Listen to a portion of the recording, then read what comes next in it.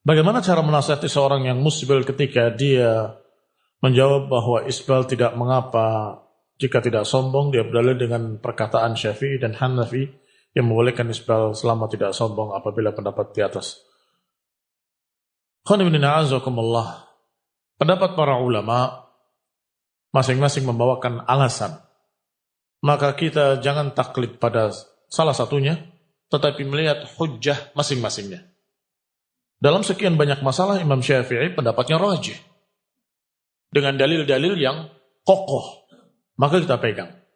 Tapi ketika bicara isbal, misalnya, menyatakan tidak mengapa kalau tidak sombong, ada ucapan para ulama lain yang menyatakan, cukup dikatakan orang itu sombong kalau dia berkata bahwa saya tidak sombong. Mengapa? Karena para sahabat nggak ada yang menjawab seperti itu. Termasuk Abu Bakar. Nggak ada yang menjawab, kalau aku tidak sombong ya Rasulullah, nggak ada. Artinya para sahabat ketika menyatakan irfa, ketika Nabi mengatakan angkat kainmu sampai setengah betis, Nabi menyatakan izarul mu'min ila nisfis sak. Nggak ada seorang pun yang berkata, kalau anda nggak sombong ya Rasulullah, nggak ada. Sedangkan kamu yang bukan sahabat berkata, saya sih tidak sombong. Cukup dikatakan sombong ketika dia berkata, saya sih tidak sombong. Artinya dia lebih hebat dari para sahabat. Kalau bicara kesombongan, siapa yang lebih dekat dengan kesombongan? Para sahabat atau kita? Tentunya kita lebih dekat pada kesombongan. Para sahabat saja tidak beralasan dengan itu. Kenapa kita beralasan dengan itu? Allahumma illa maka nala Abu Bakrin, itu pun bukan Abu Bakar yang berbicara. Abu Bakar menyatakan, inna ahad syikai ma'il. Sesungguhnya salah satu sisi kainku miring. Wa ana ata'ahaduha. Dan aku selalu menjaganya. Ini menaikkan kembali. Maka ketika Rasulullah SAW melihatnya mengatakan, ada pun Abu Bakar tidak sombong. Mengapa? Karena beliau berusaha untuk menjaganya. Wa ana ata'ahaduha. Belum lagi ketika berbicara antara hadis yang satu dengan hadis yang lain dalam masalah isbal, tidak bisa dikatakan yang ini mutlak, yang ini muqayyad. Mengapa? Karena ancamannya berbeda. Ma asfala minal ka'baini fa finnar. Kalimatnya ma asfala minal ka'baini fa finnar. Gak bicara sombong sama sekali dan ancamannya finnar, begitu saja. Apa yang di bawah mata kaki finnar. Sedangkan yang dengan sombong, man jarra thawbahu khuyala'a lam yandurillah ilaihim wa la yuzakkihim wa lahum 'adzabun alim. Siapa yang memanjangkan pakaiannya dengan sombong, maka Allah gak akan melihat mereka yaumul qiyamah. Tidak akan mensucikan mereka. Dan bagi mereka azab yang pedih. Ancamannya 3 dan berat-berat.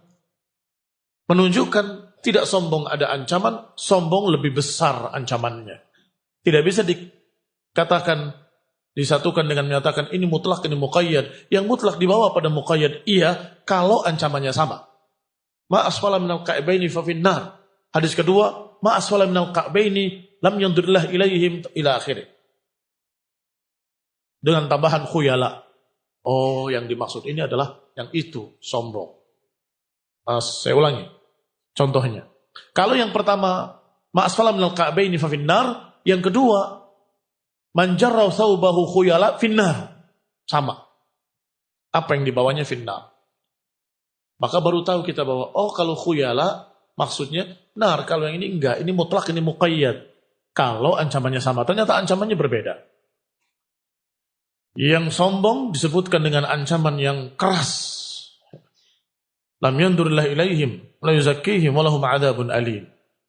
Pertanyaan berikutnya, apa hukum isbal? Jelaskan secara rinci. Alhamdulillah sudah barusan. Sudah terangkan. Emang ada apa dengan isbal di sini? Ada yang berat? Apa susahnya? Mengangkat pakaian di atas mata kaki? Gak punya gunting di rumah? Atau gak punya jarum untuk ngelinnya, menjahitnya? Mudah, walhamdulillah.